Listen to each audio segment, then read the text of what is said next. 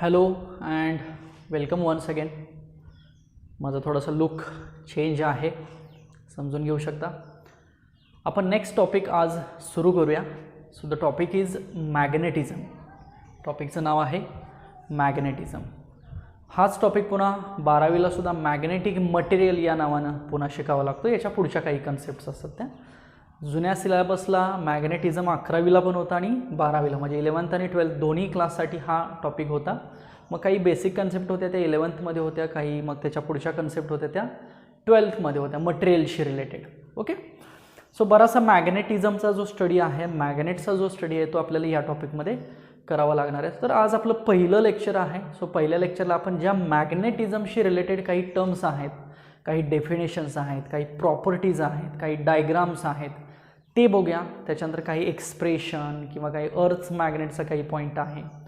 So अशा related आपण बरेचसे पॉईंट या टॉपिकमध्ये आपण बघूया. आज बऱ्याचशा बेसिक गोष्टी आपण कव्हर करायचा प्रयत्न करू. ओके.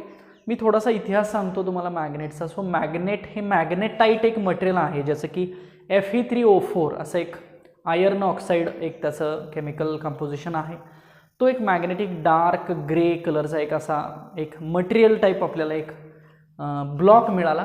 आणि त्याची काय प्रॉपर्टी होती तर आयर्न पीसेसला अट्रॅक्ट करून घ्यायची प्रॉपर्टी होती, म्हणून त्याचं नाव पडलं मॅग्नेट. सो मॅग्नेटाईट मटेरियल ते आहे, त्याच्यापासून तो मॅग्नेट तयार झाला. मग त्याच्या व्हेरियस प्रॉपर्टीज लॅबमध्ये दिसल्या. मग डायरेक्शनची प्रॉपर्टी असेल, अट्रॅक्शनची प्रॉपर्टी असेल, किंवा तो कट केला तर काय होईल ह्या प्रॉपर्टीज असेल. मग त्याचा उपयोग पुन्हा किंवा त्याचा आणि इलेक्ट्रिसिटीचा काहीतरी संबंध आला, म्हणजे इलेक्ट्रिक करंटचा आणि मॅग्नेटचा संबंध आला. आणि त्याच्यावरनं इलेक्ट्रोमॅग्नेटिक हे फील्ड तयार झालं. म्हणजे आधी इलेक्ट्रिसिटी, नंतर मॅग्नेटिझम, आणि ह्यानंतर दोघांचं काहीतरी रिलेशन आहे, म्हणून याच्यापासून इलेक्ट्रोमॅग्नेटिझम तयार झालं. त्याला इलेक्ट्रोमॅग्नेटिक किंवा इलेक्ट्रोमॅग्नेटिक इंडक्शन अशी कन्सेप्ट म्हणली जाते. आणि त्याचा वापर पुन्हा इलेक्ट्रिकल, इलेक्ट्रॉनिक्स किंवा इतर अगदी कम्युनिकेशनमध्ये सुद्धा आता सध्या इलेक्ट्रोमॅग्नेटिकचा वापर होतो. इलेक्ट्रोमॅग्नेटिक रेडिएशन, इलेक्ट्रोमॅग्नेटिक वेव्ह आहे बघा एक प्रकारची. वेगवेगळ्या वेव्ज आहेत, वेव्जना नावं आहेत वेगवेगळी. त्यातली ही एक प्रकारची महत्त्वाची वेव्ह आहे इलेक्ट्रोमॅग्नेटिक वेव्ह. आत्ता आपण मोबाईलला जी काही वापरतो त्याला रेडिओ वेव्ह म्हणतो, तीच इलेक्ट्रोमॅग्नेटिक वेव्हसुद्धा म्हटली जाते त्याला. ओके. सो ह्या मॅग्नेटचे बरेचसे फायदे आपल्याला मिळाले. मग त्याच्यावर बरंच एक्सपेरिमेंटेशन झालं आणि बरेच ॲप्लिकेशन्स तयार झाले. आणि नाऊडेज म्हणजे सध्याच्या घडीला बऱ्याच ठिकाणी मॅग्नेटिझमचा वापर, इलेक्ट्रिसिटीचा वापर, इलेक्ट्रोमॅग्नेटिकचा वापर हा आपल्याला बघायला मिळतो. ओके. सो आता आपण जाऊया टॉपिककडं. So magnetism. ओके. सो ही एक प्रॉपर्टी आहे एका मटेरियलची. ओके. सो मॅग्नेटिझम इंट्रोडक्शन बघू, काही डेफिनेशन्स बघू interesting. Magnetism. Okay. So it is property of material. एका मटेरियलची काय आहे ही प्रॉपर्टी आहे, प्रॉपर्टी ऑफ मटेरियल. आणि ती प्रॉपर्टी काय करते टू अट्रॅक्ट करते. कोणाला अट्रॅक्ट करते? To attract small pieces of iron is called as magnetism.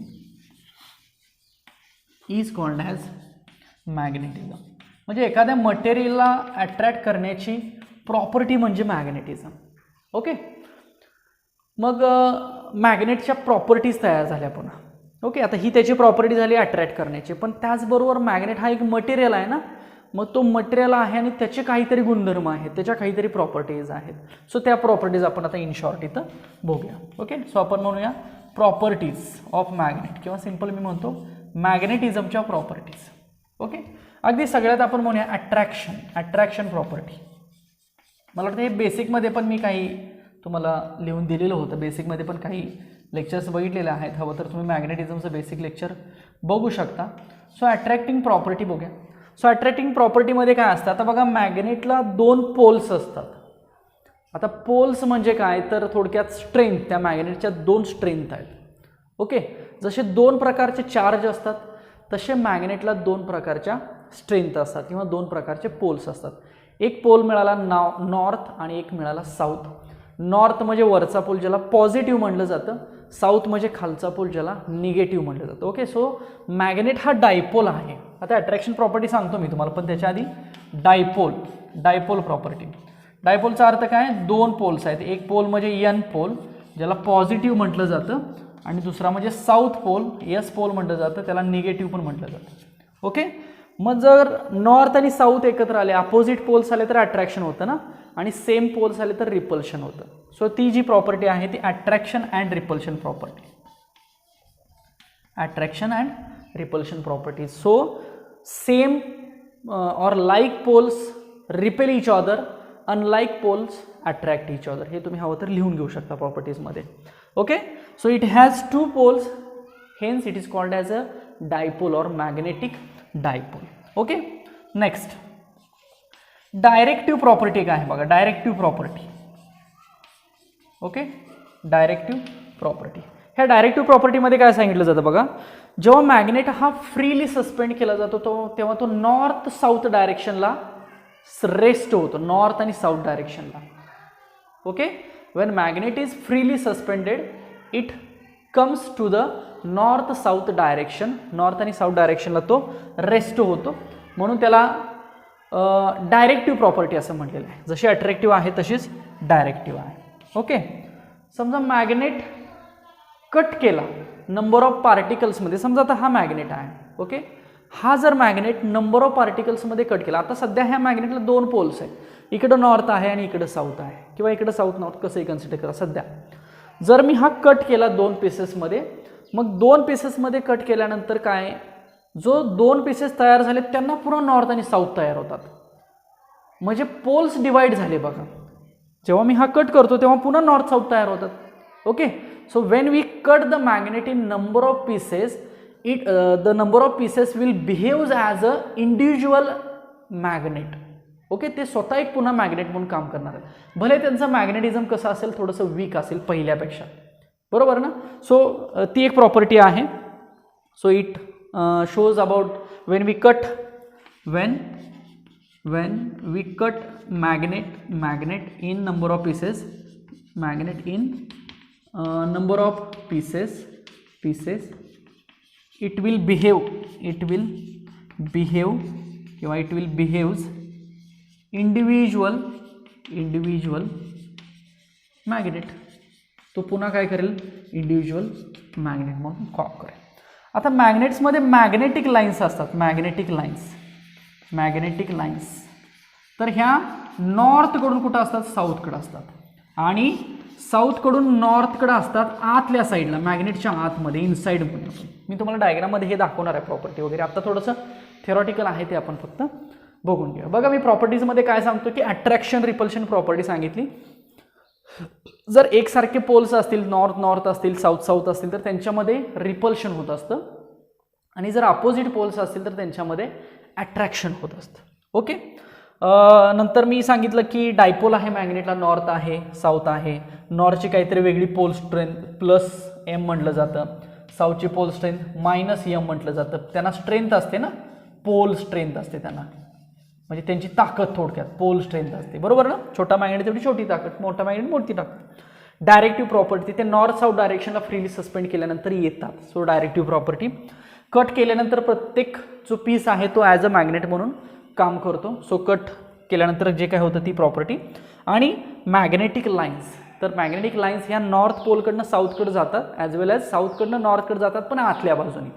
Inside the magnet the lines are from south to north pole. Okay. So these are some basic properties of the magnets. Okay.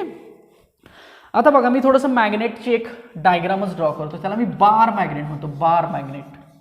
So bar magnet, आणि त्याला मी नावं देतो, आणि मग त्याच्या आपण वाटल्यास हवं तर एक डेफिनेशन्स बघूया. सो बार मॅग्नेट. तर बार मॅग्नेट कसा असतो बघा, तर एक सिंपल मी हॉरिझॉन्टल बार काढतो. ओके.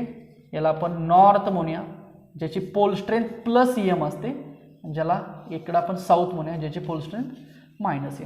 आता हे पॉईंट इथंच घेतले पाहिजेत, इथं घेतले पाहिजे असं काही नाही, म्हणजे हे फिक्टिशियस पॉईंट आहेत, इमॅजिनरी पॉईंट आहेत, म्हणून काय केलं जातं, इथून थोड्याशा डिस्टन्सवरती हे पॉईंट्स कन्सिडर केले जातात. म्हणजे मॅग्नेटिक लेंथ आणि जिओमेट्रिक लेंथ तिथं तयार होत असते. सो त्या कंडिशनसाठी हे दोन पॉईंट्स असे इमॅजिन केलेले आहेत. ओके. सो बघा ही जी टोटल लेंथ असते ह्याला जिओमेट्रिक लेंथ म्हटलं जातं. Geometric length. तर साहजिकच ही जास्त असेल ना, कोणापेक्षा इथपर्यंत आहे, हे ॲक्च्युली जिओमेट्रिक लेंथ. आणि दोन पोल्सच्या मधली जी लेंथ आहे त्याला म्हटलं जातं, इथं सेंटर आहे मॅग्नेटचा, ही length. So L twice L म्हटलं जातं, टॉईस एल. आणि त्या टॉईस एललाच मॅग्नेटिक लेंथ म्हटलं जातं, मॅग्नेटिक लेंथ. बघा सो मॅग्नेटिक लेंथ ही किती असते तर twice L equal to 5/6 geometric length असते. हे तर रिलेशन आहे 80% जवळपास मॅग्नेटिक लेंथ आपण म्हणूया, राहिलेली ही बाजूला आहे. ओके, फिक्टिशियस पोर्शन आहे हा. आता हे स्मॉल एम म्हणजे यांना काय म्हणायचं, पोल स्ट्रेंथ म्हणायचं, पोल स्ट्रेंथ. दोन पोल स्ट्रेंथ आहेत ना, का तर दोन पोल्स आहेत म्हणून. ओके, त्याचबरोबर ही जी लाईन्स असते अशा हॉरिझॉन्टल, ह्याला काय म्हटलं जातं, मॅग्नेटिक ॲक्सिस म्हटलं जातं. बघा, मॅग्नेटिक ॲक्सिस म्हटलं जातं. आणि ही जी अशी उभी लाईन असते त्याला मॅग्नेटिक इक्वेटर म्हटलं जातं. ह्या सगळ्या डेफिनेशन्स आपण पुन्हा लिहायच्या आहेत. मी आता तुम्हाला ओळख व्हावी म्हणून हे सगळं सांगतो. बघा, मॅग्नेटिक ॲक्सिस कुठं आहे, नॉर्थ साऊथमधून जाणारी हॉरिझॉन्टल लाईन. मॅग्नेटिक इक्वेटर कुठं आहे, सेंटरमधून जाणारी आणि मॅग्नेटला परपेंडिक्युलर असलेली लाईन. मॅग्नेटिक लेंथ कुठं आहे, दोन पोल्सच्या मधली असलेली लेंथ म्हणजे मॅग्नेटिक लेंथ, टॉईस एल म्हणतात त्याला. सेंटर कुठं आहे, मॅग्नेटच्या बरोबरच मधला पॉईंट म्हणजे सेंटर. पोल स्ट्रेंथ कुठं आहे तर नॉर्थला एक असते आणि साऊथला एक असते. नॉर्थला असते ती +m असते, साऊथला असते ती -m असते. सो हे जे पॉईंट्स दिसत आहेत आपल्याला, हे पॉईंट्स काय आहेत की एक हायलाईट करतात की मॅग्नेट्समध्ये काय काय आहे किंवा मॅग्नेटचं रिप्रेझेंटेशन हे आपण कशा कशा पद्धतीनं करतो हे सांगतात. ओके, मगाशी मी लाईन्सचं जे बोललो होतो ते लाईन्स बघा, नॉर्थकडनं साऊथकडे हे अशा पद्धतीनं जातात. हो, तर मी इथंच डायग्राम ड्रॉ करून दाखवतो.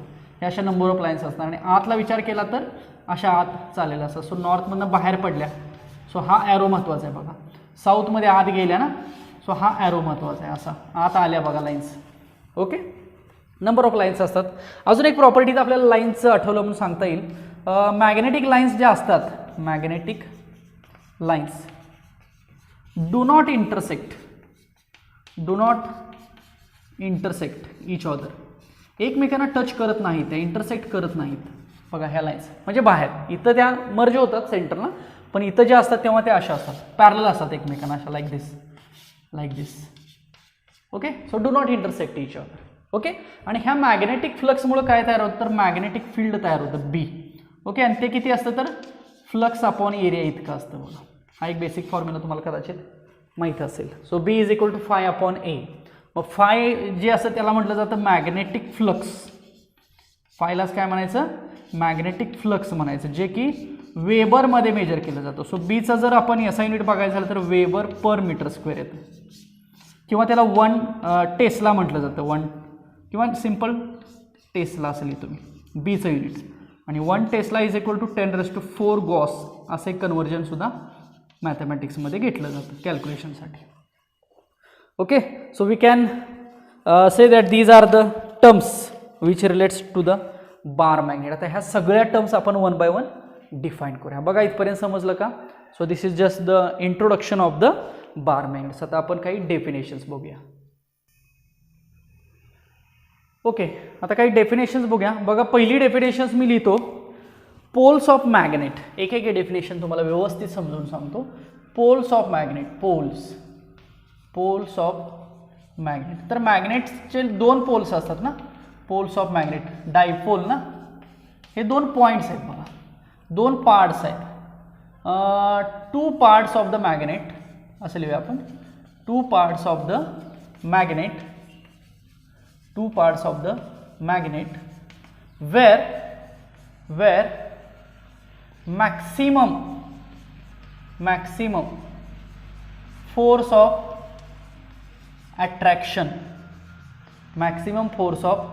attraction, म्हणजेच मॅक्सिमम स्ट्रेंथ आहे. बघा, मॅक्सिमम स्ट्रेंथ थोडक्यात म्हणजे असे दोन पॉईंट की ज्या ठिकाणची मॅग्नेटची स्ट्रेंथ कशी आहे, जास्त आहे. 2 parts किंवा 2 points of the magnet where maximum force of attraction is there,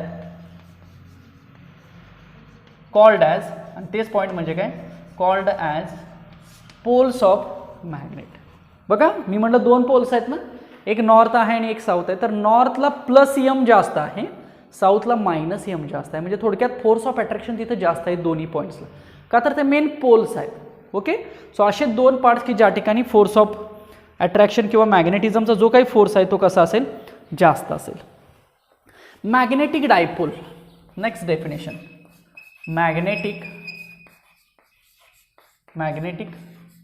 dipole, हेच थोडक्यात मॅग्नेटिक डायपोल.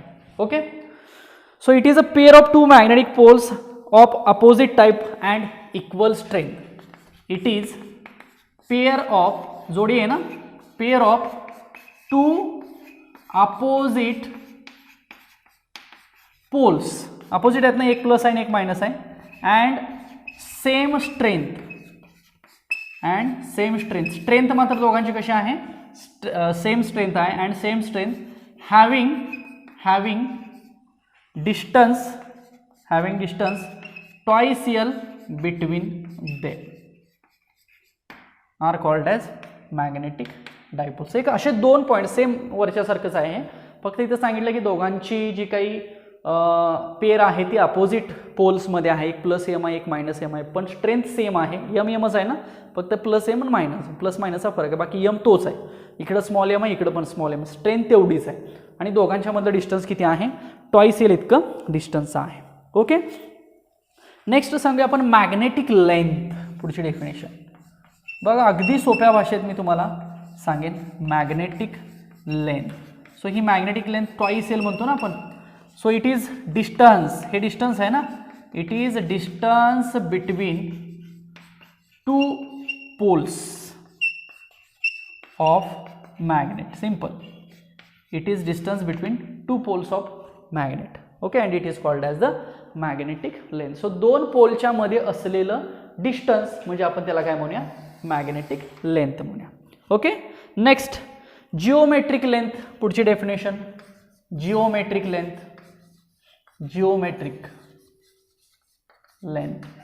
म्हणजे बघा, जिओमेट्रिक लेंथ म्हणजे काय थोडक्यात, तर टोटल लेंथ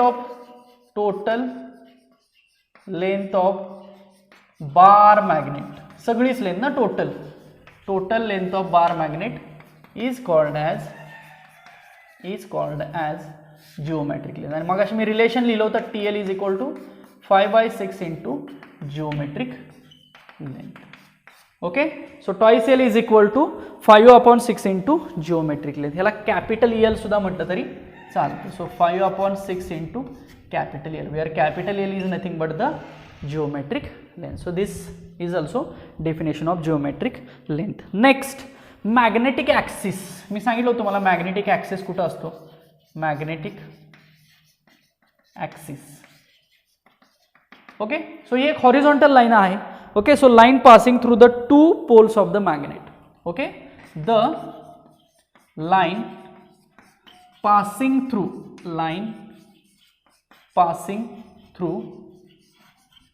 टू पोल्स, बघा दोन्ही पोल्स मधून जाते ना, तर ह्याला हॉरिझॉन्टल नाही म्हणू शकत आपण. मॅग्नेट उभा धरला तर ती वर्टिकल झाली ना, त्यामुळे दोन पोल्स मधून जाणारी लाईन असं म्हणायचं. The line passing through the two poles of magnet is called as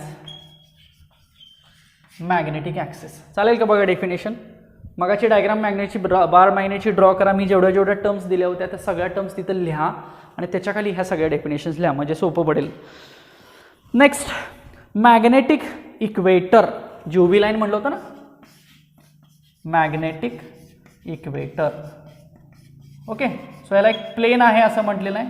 so it is a plane passing through, कुठनं पास झालं होतं मगाशी बघितलं होतं आपण, पासिंग थ्रू, बरोबर सेंटरमधनं, passing through centre of magnet, passing through centre of magnet and perpendicular to magnetic axis. बरोबर आहे का? बघा, मॅग्नेटिक ॲक्सिसला परपेंडिक्युलर आहे ना, म्हणून ह्याला काय म्हणायचं, मॅग्नेटिक इक्वेटर म्हणायचं. Next, magnetic lines of force म्हणूया, the path along which free north poles move in. Magnetic lines of force म्हणतो बघा मी, मॅग्नेट, ह्या सुद्धा मागाशी मी दाखवल्या तुम्हाला, magnetic lines of force. Okay, the imaginary lines passing from, किंवा स्टार्ट्स फ्रॉम म्हटलं तरी चालेल बघा, passing from north pole to the south pole outside of magnet, outside of magnet. So ह्या ज्या काही लाईन्स असतात त्यांना काय म्हटलं जातं, मॅग्नेटिक लाईन्स ऑफ फोर्स. आणि याच्यावरती कोण डिपेंड असतं, मॅग्नेटिक फील्ड डिपेंड असतं. सो मॅग्नेटिक फील्ड लिहिलं होतं आपण B is equal to phi upon A weber per metre square किंवा or tesla capital T. So एक शॉर्टमध्ये डेफिनेशन आहे, मॅग्नेटिक फील्ड किंवा स्ट्रेंथ ऑफ मॅग्नेटिक फील्ड म्हणजे maximum or magnetic flux with respect to area किंवा magnetic flux per unit area असं लिहा. Magnetic strength is defined as magnetic flux per unit area. It is measured in Weber per meter square or Tesla. So these are some of the basic definitions of the magnetic or bar magnet, we can say that. आणि ती मगाची जी diagram मी draw केलेली होती ती सुद्धा diagram अशीच व्यवस्थित draw करा. So this is the study about the bar magnet, their properties and some of the definitions. Okay, पुढची डेफिनेशन अजून एक 2-3 बघूया, सोपे सोपेच आहेत. मॅग्नेटिक फ्लक्स बघूया. Number of magnetic lines of force passing normally through a given area. Magnetic flux. Next definition सगळं तुम्ही एका खाली एक लिहा व्यवस्थित. Magnetic flux.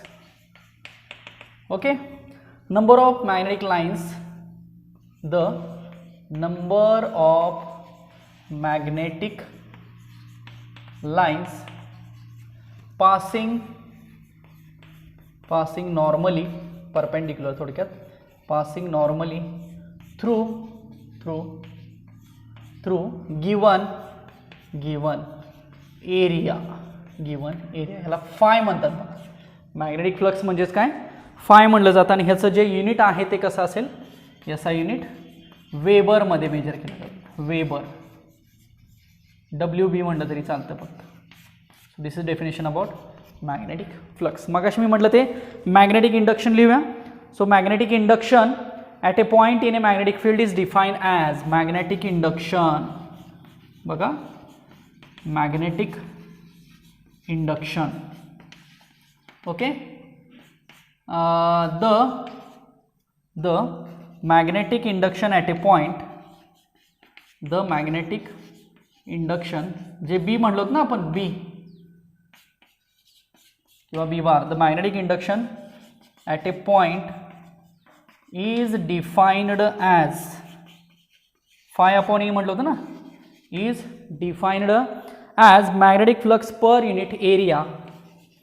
Magnetic flux per unit area at that point.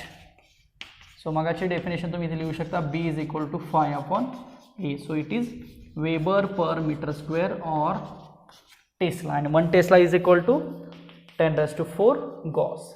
म्हणजे गॉस आणि टेस्लामधलं हे रिलेशन आहे. Okay, so this is again one of the important definitions. Next, pole strength.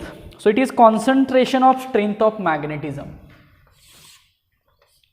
Pole strength plus M minus M म्हटलं होतं ना, plus minus M. Okay, so it is concentration of strength of magnetism. It is concentration of strength of magnetism. Okay, simply it is called as pole strength. हां, आता pole strength आणि magnetic लेंथमधलं एक relation आहे बघा, small M into twice L असा आहे. Okay, तर यातला हा जो यम आहे ना, हा यम म्हणजे मॅग्नेटिक डायपोल. ही एक नवीन डेफिनेशन आपल्याला आता बघावं लागेल. मॅग्नेटिक डायपोल हीच करंट आणि एरियाच्या फॉर्ममध्ये IA सुद्धा असते. म्हणजे ही मेजर केली जाते ॲम्पियर मीटर स्क्वेअर अशी मेजर केली जाते. करंट इंटू एरिया ना, मग करंट हा ॲम्पियरमध्ये असेल आणि एरिया हा मीटर स्क्वेअरमध्ये असेल. सो मॅग्नेटिक डायपोल म्हटलं जातं. So product of pole strength and magnetic length of, पुढची डेफिनेशन लिहितो मी, मॅग्नेटिक डायपोल. बघा काय लिहिलं, कॅपिटल एम म्हणायचं किंवा एम बार म्हटलं तरी चालतं. So it is product of, गुणाकार आहे हा. सो प्रोडक्ट ऑफ कुणाकुणाचा, product of pole strength and magnetic length of magnet and magnetic length of magnet. Okay, so it is called as magnetic dipole. मग तेच मी इथं लिहिले बघा, ओके. सो आपण मॅग्नेटिक डायपोल हे त्या फॉर्ममध्ये लिहू शकतो. मग याचं SI युनिट डायमेन्शन हे आपल्या पद्धतीनं काढू शकतो, कारण करंट आणि एरियाचं डायमेन्शन आता आपण लिहू शकतो. सो आपण डायमेन्शन पण याचं काढू शकतो. Okay. So these are again some of the definition. अजून तसं सुरुवातच आहे, इंट्रोडक्शनच आहे. सो ह्या सगळ्या डेफिनेशन्स मी म्हणेन की पाठ करू नका, पण किमान समजून घ्या की यस ही मॅग्नेटिक लेंथ असते, इथं पोल स्ट्रेंथ आहे, इथं ॲक्सिस आहे, इथं इक्वेटर आहे, किंवा डायपोल मुवमेंट असतं याला. ओके. किंवा जिओमेट्रिक लेंथ आहे, मॅग्नेटिक लेंथ आहे, सेंटर आहे. ओके. हे समजून घ्या. Pole strength plus M minus M, north pole कुठं आहे, साऊथ पोल कुठं आहे, लाईन्स कुठनं कुठं पास होतात, इंटरनली कुठनं कुठं पास होतात, मॅग्नेटिक लाईनच्या प्रॉपर्टीज कशा आहेत, त्या टच होत नाहीत एकमेकांना, त्यांना टँजंट आपण ड्रॉ करू शकतो. ती मॅग्नेटिक फील्ड असते का तर ती डायरेक्शन दाखवते. ओके. त्या ओरिजिनेट होतात नॉर्थपासून एंड होतात साऊथकडं, किंवा आतल्या बाजूला साऊथकडनं नॉर्थकडं जातात. ह्या अशा पद्धतीने आपण त्याच्या प्रॉपर्टीज वगैरे सांगू शकतो. सो हे समजून घ्या आधी व्यवस्थित. तुम्ही जर समजून घेतलं तर मग याच्यावरती तुम्हाला व्यवस्थित अभ्यास करता येईल, कारण ह्या ज्या गोष्टी आहेत सगळ्या ह्या सुरुवातीच्या गोष्टी आहेत, आणि जेवढ्या सुरुवातीच्या गोष्टी समजायला सोप्या जातात तेवढ्या पुढचे पॉईंट जे आहेत ते आपल्याला समजायला अजून सोपे जातात. म्हणजे सुरुवातच आपली जर अडकली तर मग पुढच्या कन्सेप्ट क्लिअर होत नाहीत. म्हणजे काही वेळेला समजेल पण कन्सेप्ट क्लिअर होत नाहीत. म्हणजे अगदी ओरिजिन काय होता मॅग्नेटिझमचा, किंवा सुरुवात काय होती, डेफिनेशन्स इम्पॉर्टंट काय होत्या, हे मग पुढं थोडंसं डिफिकल्टी येत जाते, आणि मग पुन्हा सगळाच टॉपिक मग अवघड वाटायला लागतो. त्यामुळे जी सुरुवात आहे ती सुरुवात जर व्यवस्थित झाली तर पुढच्या गोष्टी अजूनही सोप्या जातील. त्यामुळे सुरुवातीची लेक्चर्स लक्षात ठेवा. कधीही टॉपिकची सुरुवात चुकवायची नाही. सुरुवात व्यवस्थित लक्षात ठेवायची, बघायची, त्याचा अभ्यास करायचा, म्हणजे पुढच्या गोष्टी हळूहळू तुम्हाला समजायला इझी जातात. Okay. So just write down these are the important definitions of the magnet. Okay. चला पुढं जाऊया आपण. आता थोडंसं तुम्ही जर बुकमध्ये आपलं 11चं जे बुक आहे ते जर बुक बघितलं तर त्या बुकमध्ये 2 एक्सप्रेशन्स आहेत बघा. ठीक आहे. तर एक एक्सप्रेशन आहे ते मॅग्नेटिक ॲक्सिस रिलेटेड आहे, आणि एक एक्सप्रेशन आहे ते मॅग्नेटिक इक्वेटर रिलेटेड आहे. सॉरी, तुम्हाला मॅग्नेटिक इक्वेटर एक सांगायचं राहिला, ती एक डेफिनेशन मी तर सांगतो आणि मग पुढं कवर करतो. मॅग्नेटिक इक्वेटर, सॉरी मगाशी विसरलो आय थिंक. मॅग्नेटिक इक्वेटर, कारण हा इथं लागेल ना आता. सो मॅग्नेटिक इक्वेटर म्हणजे काय, द लाईन का सांगितली ही मी आय थिंक, बघा आय थिंक सांगितलेली आहे. द लाईन, मी डायग्राम एक्सप्लेन केलीत ना. The line passing through centre of magnet, लिहून फक्त दिली नव्हती ना. मॅग्नेटच्या सेंटरमधून जाणारी line passing through centre of magnet and perpendicular to magnetic axis. एवढे एक लिहून द्या, नसेल लिहिली तर. आय थिंक मगाशी मी दिली होती डायग्राममध्ये, कारण इथं मॅग्नेटिक इक्वेटर आता आपल्याला थोडंसं बघायचं आहे. म्हणजे आधी आपण ॲक्सिसचा स्टडी करणार आहे, आणि मग पुढचं एक्सप्रेशन आहे ते मॅग्नेटिक इक्वेटरचं आहे, पण दोन्ही माहीत असावेत. ओके. सो बुकमध्ये डायरेक्ट 2 इक्वेशन्स दिलेले आहेत, डायरेक्ट त्यांचे फॉर्म्युले दिलेले आहेत की ते कसे आले काय दिले हे दिलेलं नाही आहे, पण हे मी तुम्हाला इथं इन डिटेल देईन, कारण ते ऑलरेडी तसं एक्सप्रेशन आहे ते समजणं गरजेचं आहे, आणि मग त्याच्यानंतर पुढचं आपल्याला बघता येईल. ओके. आता कन्सेप्ट आधी समजून घ्या. कन्सेप्ट काय बघा, समजा हा मॅग्नेट आहे. मी तुम्हाला एक मॅग्नेटचा बेसिक लेक्चर जे दिलं होतं, बेसिक व्हिडिओ जो आहे तो जरासा रिवाइंड करा सगळ्यांनी. त्याच्यामध्ये मी सुरुवातीला एक तुम्हाला मॅग्नेटचा व्हिडिओ दिला होता बघा, यूट्यूबवरचा एक छानसा व्हिडिओ होता. तो व्हिडिओ मी त्याच्यामध्ये इन्सर्ट केला होता तुमच्या त्या लेक्चरमध्ये अगदी सुरुवातीलाच. तर त्या व्हिडिओमध्ये काय दाखवलं होतं, तर मॅग्नेट आणि त्याच्या प्रॉपर्टीज दाखवल्या होत्या, बरोबर. तर मॅग्नेट हा जनरली हा असा बार मॅग्नेट आहे, तर ह्याच्या भोवती काय असतं तर लाईन्स असतात. मग त्या व्हिडिओमध्ये तुम्हाला इन डिटेल लक्षात येईल बघा, लाईन्स कशा तयार झाल्या किंवा कशा दिसतात लाईन्स वगैरे. म्हणजे थोडक्यात काय की ह्या मॅग्नेटच्या बाजूला कोण आहे तर मॅग्नेटिक लाईन्स आहेत, मॅग्नेटिक लाईन्स ऑफ फोर्स आहेत थोडक्यात. मग अशा आपण डेफिनेशन लिहिल्या ना, तर तशा मॅग्नेटिक लाईन्स ऑफ फोर्स आहेत याच्या बाजूला. ओके. मग आपण असंही म्हणलं की त्या मॅग्नेटिक लाईन्स ऑफ फोर्स म्हणजे काय, मॅग्नेटिक फ्लक्स आहे, आणि मॅग्नेटिक फ्लक्स असेल तर तिथं मॅग्नेटिक फील्ड ऑफ इंडक्शन असतं, म्हणजे मॅग्नेटिक स्ट्रेंथ असते, बरोबर. मग ह्या मॅग्नेटच्या आजूबाजूला बरेचसे असे पॉईंट आहे की त्या ठिकाणी आपल्याला मॅग्नेटिक फील्ड बघायला मिळतं. मग काही ठिकाणी कमी मिळेल, काही ठिकाणी जास्त मिळेल, डिपेंड आहे तो पॉईंट किती जवळ आहे आणि किती लांब आहे. साहजिकच तो पॉईंट जेवढा जवळ असेल ओके तेवढं मॅग्नेटिक फील्ड जास्त असेल, आणि तो पॉईंट जेवढा लांब असेल तेवढं मॅग्नेटिक फील्ड कमी असेल बघा. म्हणजे तुम्हाला इनवर्स स्क्वेअर लॉ कधी बघितला आहे का बघा. म्हणजे मॅग्नेटिक फील्ड हे त्या डिस्टन्सच्या रिव्हर्स असतं, डिस्टन्स स्क्वेअरच्या, त्याला इनवर्स स्क्वेअर लॉ इथं फॉलो होतो. म्हणजे जेवढं समजा एक पॉईंट आहे ह्या मॅग्नेटपासून, हा पॉईंट जवळ आहे म्हणजे आर डिस्टन्स आहे असं आपण म्हणूया. Let us consider this R is very small. If this R is small then we can say that the magnetic field at that point is maximum.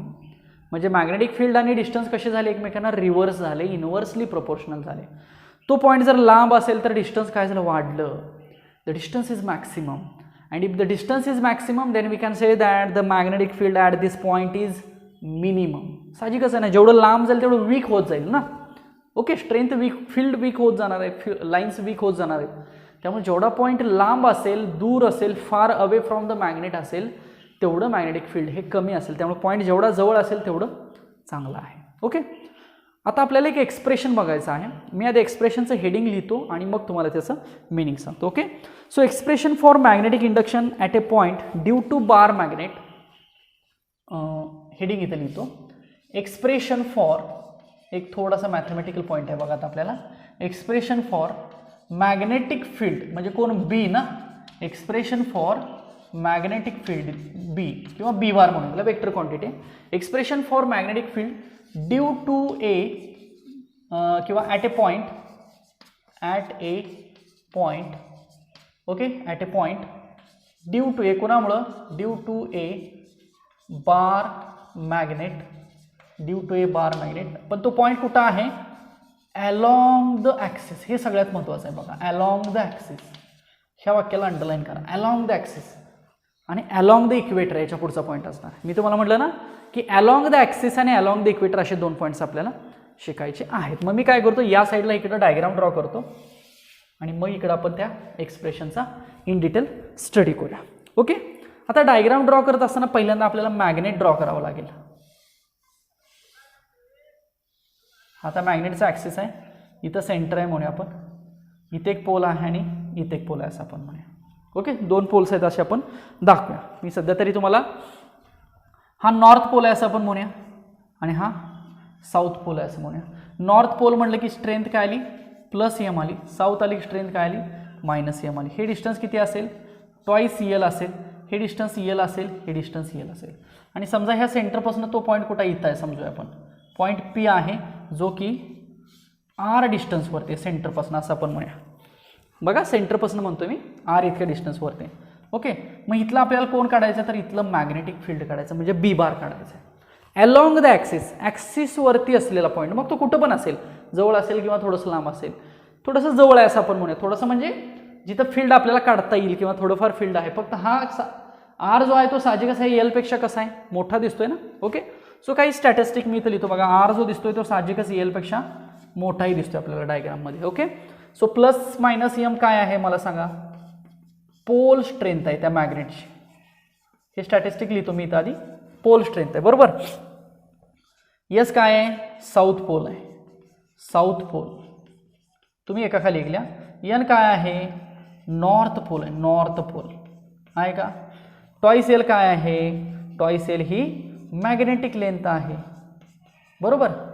अजून काय आहे बघा, बी बार काय आहे, बी बार म्हणजे आपलं expression magnetic field at point P बरोबर ना, ॲट पी. आणि आर काय आहे, आर हे distance of P from centre आहे किंवा फ्रॉम मॅग्नेट म्हटलं तरी चालतं. ॲक्च्युली सेंटरपासून घेतलं डिस्टन्स, सो सेंटरपासूनचं डिस्टन्स आहे ते तेवढा आहे. लक्षात आलं का बघा. आता बघा, हा जो पॉईंट पी आहे, ह्या पी वरती आपल्याला बी बार फाइंड करायचं. पण ह्या पी वरती इकडे एक मॅग्नेटिक फील्ड आहे आणि इकडे एक मॅग्नेटिक फील्ड आहे. काय म्हटलं बघा, एक राईट साईडला एक मॅग्नेटिक फील्ड आहे आणि एक लेफ्ट साईडला मॅग्नेटिक फील्ड आहे. बघा कसं लिहिलं मी, म्हणजे दोन मॅग्नेटिक फील्ड आहेत. मग मला सांगा, ह्या दोघांच्या वरनं तिसरा काढायचा आहे, म्हणजे ह्या दोघांचा हा रिझल्टंट काढला पाहिजे आपल्याला.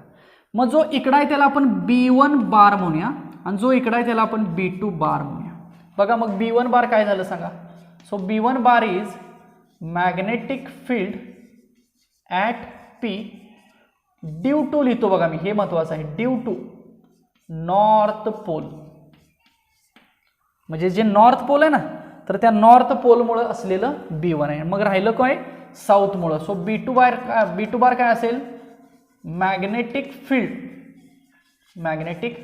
Field due to south pole म्हणजे पॉईंट पीचंच बरं का, दोन्ही ॲट पॉईंट पीच आहेत, इथं पण ॲट पॉईंट पीटा आहे, ॲट पी म्हणतो मी. फक्त काय आहे ड्यू टू साऊथ पोल. म्हणजे आपल्याला एक कळलं की दोन मॅग्नेटिक फील्ड आहेत तिथं, का तर दोन पोल स्ट्रेंथ आहेत ना, दोन पोल्समुळे दोन मॅग्नेटिक फील्ड तयार झाले कुठं पॉईंट पीला. मग दोघांच्यावरनं एक कसा काढायचा, तर दोघांच्यावरनं एक रिझल्टंट काढायचा. मग दोघं पण कसे आहेत मला सांगा, आता अलॉंग एकाच लाईनवरती आहेत, एकाच ॲक्सिसवरती आहेत. जर जर असे परपेंडिक्युलर वगैरे असते तर आपण ट्रायंगल ऑफ वेक्टर ॲडिशन वगैरे वापरला असता, पण दोघं एकाच लाईनला आहेत म्हणलं दोघांची काहीतरी प्लस मायनस होणार आहे. ओके, मग आता नेट मॅग्नेटिक फील्ड किती येईल बघा, net magnetic field at P. So B bar किती येणार बघा, तर ह्यातलं जास्त कोण असणार आहे तर B1 बार जास्त असणार आहे आणि कमी कोण असणार आहे तर B2 बार कमी असणार. का तर एक पॉझिटिव्हमुळे आणि एक निगेटिव्हमुळे आहे ना. सो पॉझिटिव्हमुळे त्याला आपण जास्त म्हणूया, निगेटिव्हमुळे त्याला आपण कमी म्हणूया. म्हणजे इथं मी लिहितो B1 ग्रेटर दॅन B2. चालेल का बघा. सो मला टोटल बी बार किती मिळालं, B1 मायनस B2 मिळालं. ओके, पण जर मॅग्नेट्यूड वाईज जर बघायचं झालं तर दोघांची पोल स्ट्रेंथ सेम असते म्हणून दोघांची ॲडिशन होणार आहे. लक्षात आलं का, फक्त डायरेक्शनसाठी आपण इथं वजाबाकी करूया, पण ॲक्च्युली दोघांची काय झाली इथं खाली ॲडिशन झाली. पुन्हा त्यात पण B1 हा पॉझिटिव्ह आहे आणि B2 हा निगेटिव्ह आहे, म्हणजे पुन्हा त्यांच्यामध्ये सबट्रॅक्शन होणार आहे पुढं. पण मी इथं मॅग्नेट्यूड व्हॅल्यू दाखवली ॲडिशन, पुन्हा मॅग्नेट्यूड व्हॅल्यूमध्ये इथं सबट्रॅक्शन होणार आहे. का सबट्रॅक्शन होणार आहे, कारण B1 पॉझिटिव्ह आहे आणि B2 निगेटिव्ह आहे. So B1 positive, B2 negative. बघा समजतंय का. सो आपण हे एक्सप्रेशन बघतोय, ते एक्सप्रेशन कशाचं बघतोय तर मॅग्नेटिक फील्डचं एक्सप्रेशन बघतोय आपण. वेट, मॅग्नेटिक फील्डचं एक्सप्रेशन काढतोय आणि मॅग्नेटिक फील्डच्या एक्सप्रेशनसाठी आपण कॅपिटल बी कन्सिडर केलेला आहे आणि कॅपिटल बी मी लिहिला आहे बघा तिथं खाली B1 प्लस B2 इतका लिहिलेला आहे. ओके, दिसतंय का बघा व्यवस्थित सगळ्यांना. आता आपण ते B1 plus B2 find out करूया. पण आता B1 आणि B2 आपल्याला सेपरेट सॉल्व करावं लागेल. सो B1 कसा सॉल्व करायचा आणि B2 कसा सॉल्व करायचा ह्यासाठी आपल्याला थोडंसं डायग्रामकडे येऊयात आपण. ठीक आहे, डायग्राममध्ये बघा मला सांगा, लेट NP दिसतोय का बघा, NP इथून इथपर्यंतचा डिस्टन्स, तर ह्याला मी R मायनस L म्हणू आणि SP दिसतोय का बघा मला SP. सो L आणि R चे addition, so R plus L म्हणतो मी. सो NP म्हणजे R मायनस L आणि SP म्हणजे R प्लस L. ओके, आता B1 काढूया. So B1 is equal to काय असतं बघा, μ0/4π. हा मॅग्नेटिझमचा कॉन्स्टंट आहे ना, 10⁻⁻⁷. ओके, किंवा μ0 is equal to 4π × 10⁻⁷. Okay, so μ0/4π. B1 कोणामुळे आहे, पॉझिटिव्ह, प्लस M मुळे आहे, प्लस M आणि अपॉन त्या डिस्टन्सचा स्क्वेअर, मग डिस्टन्स NP ना, सो NP स्क्वेअर म्हणतो मी.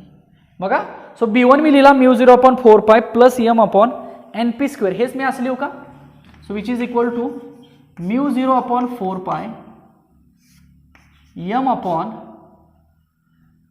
NP म्हणजेच कोण आहे, R मायनस Lचा स्क्वेअर. इक्वेशन 1 देतो बघा मी त्याला. चालेल का बघा. Okay, so B1 is nothing but suppose equation number 1. Similarly B2 सांगा, B2 μ0/4π minus M upon SP square. आता B2 म्हणजे कुणामुळे आहे, साऊथ पोलमुळे आहे, त्यामुळे साऊथ आणि त्या पॉईंटमधलं डिस्टन्स घ्यायचं म्हणजे SP घ्यायचा. ओके, हेच काय येणार मग, μ0/4π हे मायनस M अपॉन SP किती असणार आता, R प्लस Lचा स्क्वेअर. इक्वेशन 2 लिहूया. बघा समजलं का. सो आता ह्या दोन्ही इक्वेशनचे आपल्याला काय करायला लागेल, ॲडिशन करायला लागेल, म्हणजे थोडक्यात इनडायरेक्टली यांची सबट्रॅक्शनच होणार आहे, कारण इथं मायनस M आहे ना. Okay, so total M 10.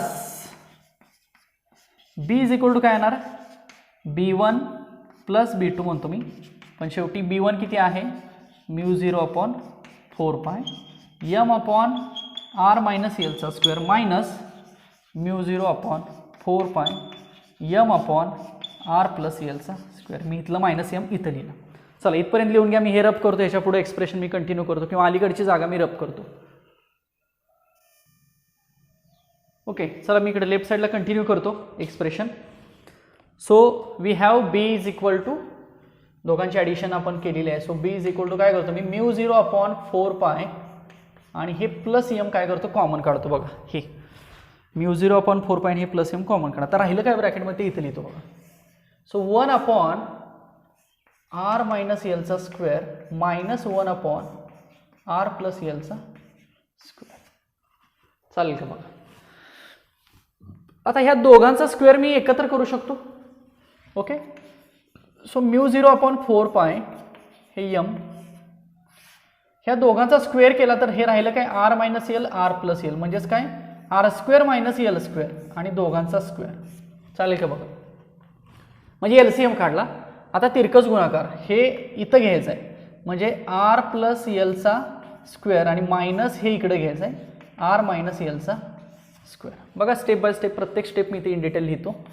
So μ0 upon 4π M हे येणार आहे r square plus L square plus twice R L आणि हे आता minus r square minus L square plus twice R L येणार बघा. ओके. मायनस मायनस प्लस होणार नाही आणि हे खालचं r स्क्वेअर मायनस एल स्क्वेअरचा स्क्वेअर येणार आहे. आता हे दोघंजण तर कॅन्सल होतील बघा. सो वरती काय राहील तर 4rl राहील का बघा कारण हे 2rl आणि हे 2rl. सो 4rl होईल ना. सो μ0 अपॉन 4π यम हे 4rl अपॉन हे आहे तसं r स्क्वेअर मायनस एल स्क्वेअरचा स्क्वेअर. चालेल का बघा. ओके. ॲडजस्टमेंट बघा दोन टर्म ज्या कॅन्सल होतात त्या मी कॅन्सल केल्या. राहिलेल्या टर्मची ॲडिशन केली. सो ती addition twice R L plus twice R L इतकी 4rl मिळाली. ओके. नेक्स्ट स्टेप ही तर लिहितो वाटल्यास थोडीशी जागा आपल्याला मिळावी म्हणून. हो तर इथं पण जागा आहे आपल्याला. सो μ0 अपॉन 4π हे यम. ओके. आता बघा हे जे ट्वाईस आर एल आहे ठीक आहे ह्या 4rl आहे. ह्या 4rl बद्दल मी असं लिहू का 2l इंटू r. चालेल का बघा. ही स्टेप मी इथं करतोय आणि खाली लिहिलं आहे तसं r स्क्वेअर मायनस एल स्क्वेअरचा स्क्वेअर. ओके. बट मगाशी मी तुम्हाला म्हटलं होतं r हा एल पेक्षा कसा आहे खूप मोठा आहे त्यामुळे हा एल आपण निग्लेक्ट करू शकतो म्हणजे L square can be neglect. चालेल का बघा. सो हा एल स्क्वेअर आपण निग्लेक्ट करू शकतो. मग एल स्क्वेअर निग्लेक्ट केला तर काय येईल. So B is equal to μ0 M upon 4π ही वरची ॲडजस्टमेंट ठेवतो आहे तशीच ट्वाईस एल आर अपॉन हा r⁴ येईल बघा. चालेल. सो हेच मी काय करतो पुन्हा हे स्मॉल एम आणि हे ट्वाईस एल बद्दल आपण काय मागाशी लिहिलं होतं. स्मॉल एम आणि ट्वाईस एल बद्दल कॅपिटल एम लिहिलं होतं का बघा. हे तुम्ही खाली लिहा कुठं तर आठवा थोडंसं लिहिलं होतं. एक r ह्यातला कॅन्सल करूया. सो काय राहणार μ0 अपॉन 4π हे ट्वाईस हे यम आणि अपॉन r³ राहणार बघा. आलं का बघा बरोबर. So B is equal to μ0 upon 4π twice M upon r³ आपल्याला एक एक्सप्रेशन मिळालं की एक्सप्रेशन. सो हे एक्सप्रेशनलाच आपण स्क्वेअर रूट करूया and this is an expression. हेच एक्सप्रेशन कशाचं आहे एक्सप्रेशन ऑफ म्हणायचं आणि हे जे काय हेडिंग लिहिलं होतं ते हेडिंग लिहायचं. हेच एक्सप्रेशन आपण वेक्टरच्या फॉर्ममध्ये सुद्धा लिहू शकतो. कसं बीला फक्त बी बार करायचं इन वेक्टर फॉर्म तुम्ही in vector form B bar is equal to μ0 upon 4π तर कॉन्स्टंट आहे ट्वाईस यम बार होणार आणि हे r³ होणार. फक्त यमला यम बार केलं ना. सो वेक्टरच्या फॉर्ममध्ये आपण काय केलं B bar is equal to μ0 upon 4π twice M upon r³ लिहिलं. बघा समजलं का इथपर्यंत. So this is the expression about magnetic field. फक्त कुठं जो ॲक्सिस आहे त्या ॲक्सिसच्या अलॉंग असलेला पॉईंट. ओके. अलॉंग द ॲक्सिस म्हटलं. आता याच्या पुढचं जे एक्सप्रेशन असणार आहे ते अलॉंग द इक्वेटर असणार आहे. ओके. सो आता पहिलंच लेक्चर आहे त्यामुळे मी काही MCQs आणि बुकमधले न्यूमेरिकल्स काही अजून घेतलेलं नाहीत. थोडंसं सुरुवातीला ही थेरीज डिफाईन झाली. हवं तर आपण पुढच्या लेक्चरला बुकमधले काही न्यूमेरिकल जर याच्या बेसवरती असतील तर किंवा काही CETचे क्वेश्चन जरी नसतील तर आपण ते संपून मग ॲट द एंड ऑफ टॉपिकसुद्धा घेतो. पण शक्यतो मी घ्यायचा प्रयत्न करतोयच की लेक्चर झाल्यानंतर न्यूमेरिकल्स. पण काही लेक्चर्स असे होतात की त्यांना वेळ तितकासा पुरत नाही, पाऊण तासामध्ये फक्त ही एवढी थेरी आहे तेवढीच थेरी होऊन जाते. So write down this. So this is an expression for the magnetic field along the axis. बघा समजलं का? इन डिटेल व्यवस्थित लक्ष देऊन लिहून घ्या. यात काय जर शंका असतील तर तशा शंका तुम्ही लिहा, हवं तर मी त्याचं एक्सप्लेनेशन पुन्हा तुम्हाला त्याच्यावरती देत जाईल. ओके, चला रब करतो मी हे आणि थांबूया आपण इथं. So this is the starting of the magnetism. अजूनही बरेचसे पॉईंट्स आहेत आणि टॉपिक लवकर संपेल. एक 4 लेक्चर्समध्ये, 4 ते 5 लेक्चर्समध्ये पूर्ण न्यूमेरिकल, CET डिस्कशन आणि पूर्ण थेरॉटिकल ह्या सगळ्या कन्सेप्टसहित संपेल. त्यामुळं जेवढं होतं तेवढा व्यवस्थित अभ्यास करा, रिवाईज करत चला प्रत्येक गोष्ट, आणि त्याच्या रिलेटेड काही शंका असतील तर तशा मला पोस्ट करत चला, त्याच्यावरचं मी तुम्हाला आन्सर देईन. ह्यात अजून एक महत्त्वाचं असं आहे की आपण जे बेसिक लेक्चर घेतलं होतं मॅग्नेटिझमचं, ते बेसिक लेक्चर पण बघा, ते पण बरंचसं याच्या रिलेटेड आहे. त्यामुळे मागच्या लेक्चरपैकी जर तुम्ही बेसिक लेक्चर जर बघितलं तर अजून एक कॉन्फिडन्स येईल आणि अजून यातल्या कन्सेप्ट तुम्हाला समजायला मदत होईल. त्यामुळं बेसिक लेक्चर झालेलं ते पण बघा, हे बघा, व्यवस्थित नोट्स प्रिपेअर करा. हवं तर ह्याच्यामध्ये काही शंका असतील तर तशा लिहून ठेवा आणि मला मग त्या व्हॉट्सअपला मेसेज करा आणि विचारा. याच्यावरचं मग आपण पुन्हा डिस्कशन करू. ओके, सो आज आपण थांबूया इथं. So this is the topic magnetism. This is the starting of or first lecture of this topic. In next lecture we will see the next point. तोपर्यंत अभ्यास करा आणि काही शंका असतील तर विचारा, त्याच्यावरचं आपण डिस्कशन करूया. Thank you so much.